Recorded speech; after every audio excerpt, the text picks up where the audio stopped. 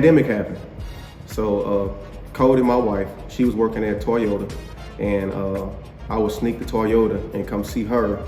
And Mike, every time I would come to Toyota, I always run into Mike Barbera. I always heard his name in the car business, but I never knew who he was, never could put a face to it. So one day he walked by and said something to me. I think he said he liked my tie or something.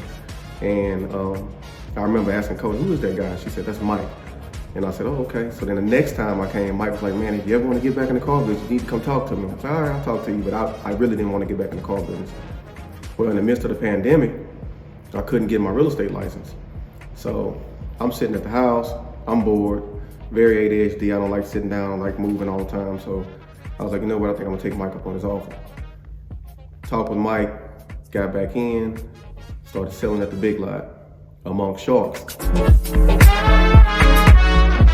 Working there, I couldn't really post and do things that everybody else could do on Facebook just because of some of the things that were going on from the previous job at Hickson, because I've been through a lot of extensive training and everybody knows that, you know, they have a non-compete clause. So I had to be careful about some of the things that I would post. So I never really got a chance to post that I actually even worked for Walker until March. So when March came, I walked in, I told him, I was like, all right, let's get it on. I was also into real estate as well. So being into real estate, I was trying to juggle both of them at the same time. And I can tell you that there's no way possible you can, you know, as a shark, you can't swim in two oceans. There's no way possible. So it almost killed me. You can't do both of them because they're both demanding professions. So I had to make a choice, and my choice was real estate. I was just getting into the car business. I knew, so I not that I gave up. I just let that go and let my wife take on the real estate part. And I focused on selling cars. And once I actually got to focus 100%, because I never came to, even when I got in the car business at Walker, I was still doing real estate. So when I actually got to focus 100% of the time, that's when I got better results.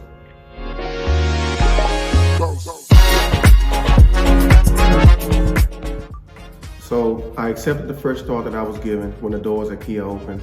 And, you know, initially getting there, having to adjust with being around new salespeople, having to, you know, we did a lot of different things like practice, drill, rehearse, went through different closes and everything. And now we're growing and evolving as a team.